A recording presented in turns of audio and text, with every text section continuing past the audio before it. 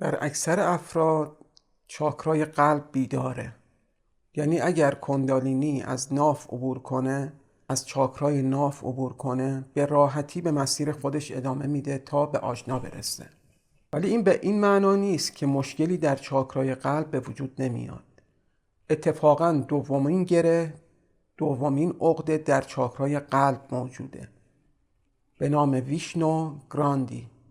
گرهیه که به گره احساسات و عواطف معروفه و نمیذاره شما به راحتی تنفس کنید و همینطور جلوی عبور پرانا رو میگیره. خیلی از عزیزان تو کامنت ها من مطالعه کردم، موقعی که تمرین میکنن میگن یک انرژی تو بدنمون حرکت میکنه، به ناحیه سینه که میرسه متوقف میشه، انگار یه چیزی سد راه کرده. این همون عقده یا گره احساسات و عواطف هست. ببینید، منظورم این نیست که نباید احساسات خودمون رو بروز بدیم. نه، احساسات بسیار زیبان. شما نشستید داستان یکی رو گوش میکنید یا حتی پای یک فیلم سینمایی میشینید، یک واقعه احساسی و عاطفی به وجود میاد، اونجا یه حس عجیبی بهتون میده و احتمالاً چشماتون هم خیس میشه. نه عزیزان، هر موقع درگیر این احساسات شدید، احساسات خودتون رو بروز بدید. نذارید بمونه، چون مشکلات بیشتری به وجود میاد.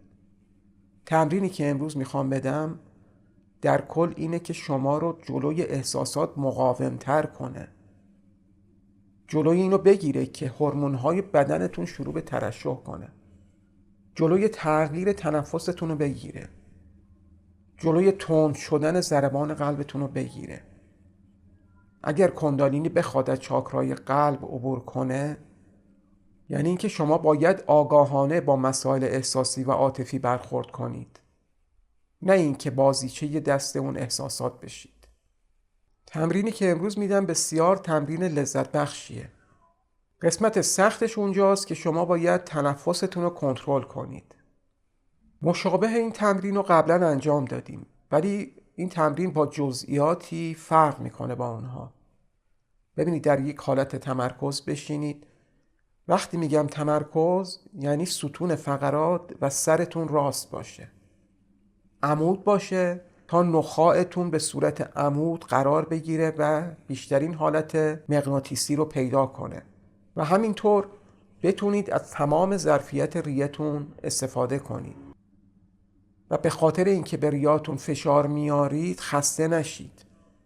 اگر کمر شما صاف نباشه، یعنی یه قوس داشته باشید، موقعی که تنفس میکنید خیلی سریع خسته میشید. ولی اگر کمرتون صاف باشه، سینه‌تون جلو باشه، به هیچ عنوان احساس خستگی نخواهید کرد. در یک حالت تمرکز ترجیحاً سید آسانا یا سیدیونی آسانا میشینید. چشماتون رو میبندید، چند تا نفس عمیق و راحت میکشید. هنگامی که نفستون استیبل شد، به ثبات رسید، روی نفستون تمرکز میکنید، روی چاکرای قلبتون تمرکز میکنید. برای چند دقیقه چاکرای قلبتون رو حس کنید.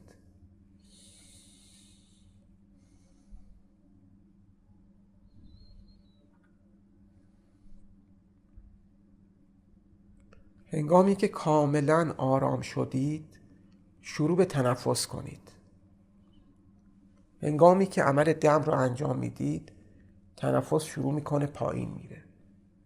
ولی چیزی که شما باید حس کنید حس پراناست. یعنی حرکت پرانا همراه با عمل دم از ناف شروع میشه تا گلو حرکت میکنه. پس هنگام عمل دم، موقعی که عمل دم رو میکشید، باید همزمان پرانا از چاکرای ناف بیاد بالا تا گلو.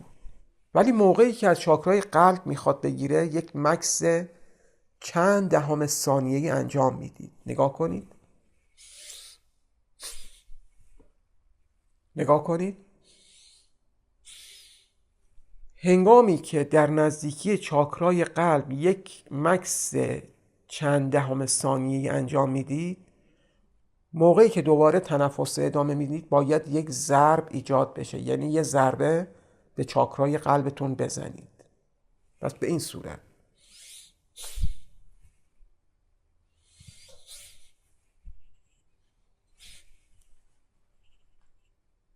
در عمل بازدم هم به همین صورت.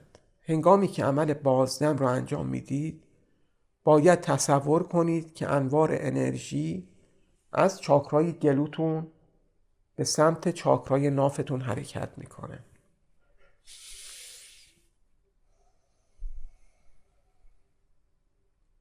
ولی در این تمرین مهم چاکرای قلبه.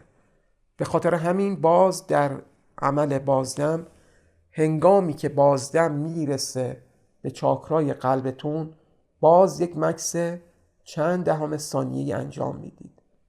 بعد بلافاصله یک ضربه فیزیکی به چاکرای قلبتون میزنید و مسیر پرانا رو ادامه میدید تا به چاکرای ناف برسه.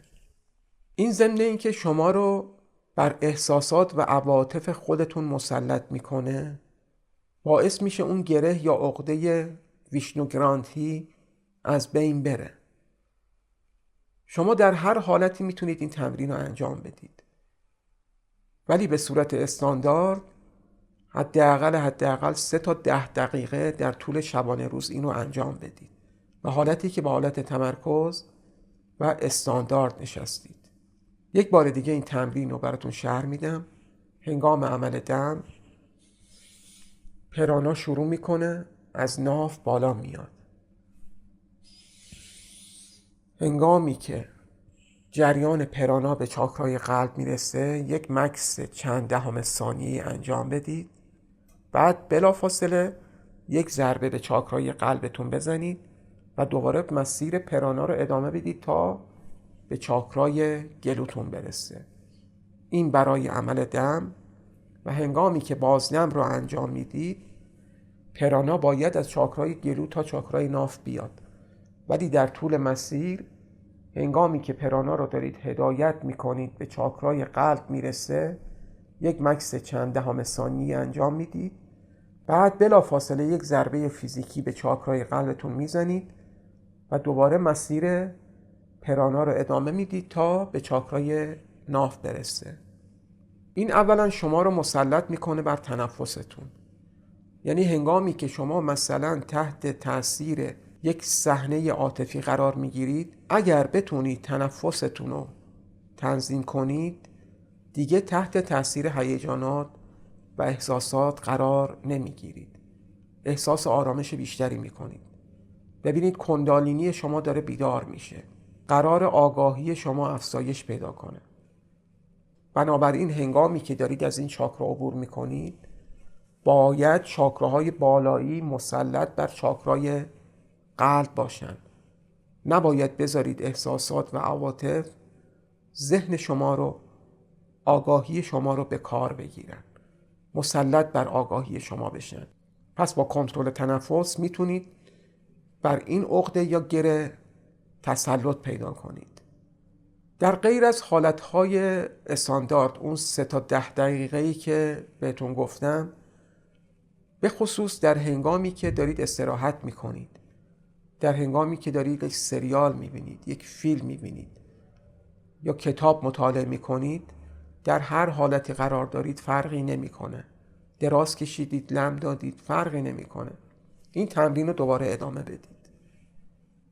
یعنی هنگام عمل دم پرانا رو هدایت کنید از گلو تا ناف بیاد، ولی موقعی که به چاکرای قلب میرسه یه ضربه باید به چاکرای قلب بزنه بعد عبور کنه. و در عمل بازدم پرانا باید از ناف تا گلو بیاد، ولی هنگامی که جریان پرانا رو هدایت میکنید و به قلب میرسه باید اونجا یه ضربه به قلب بزنید، بعد پرانا رو دوباره هدایت کنید تا به چاکرای گلو برسه. عزیزان این تمرین به همین سادگیه که توضیح دادم. نمیخوام این ویدیو رو بیشتر از این طولش بدم. اگر سوالی داشتید تو کامنت ها مطرح کنید، حتما جواب میدم. این تمرین رو حتما انجام بدید. بذارید این گره یا عقده ویشنوگرانتی از بین بره. بتونید بر احساسات و عواطفتون مسلط بشید. احساسات و عواطفی که خیلی وقتها کار دستتون میده. آگاهیتون رو به بازی میگیره و آگاهیتون رو تحت کنترل خودش در میاره و باعث میشه تصمیماتی بگیرید که هم از لحاظ مادی و هم از لحاظ معنوی به ضرر شما تموم میشه. سپاسگزارم که تا پایان این ویدیو با من همراه بودید. تا دیداری دیگر آگاه باشید و ماندگار. خدا نگهدار.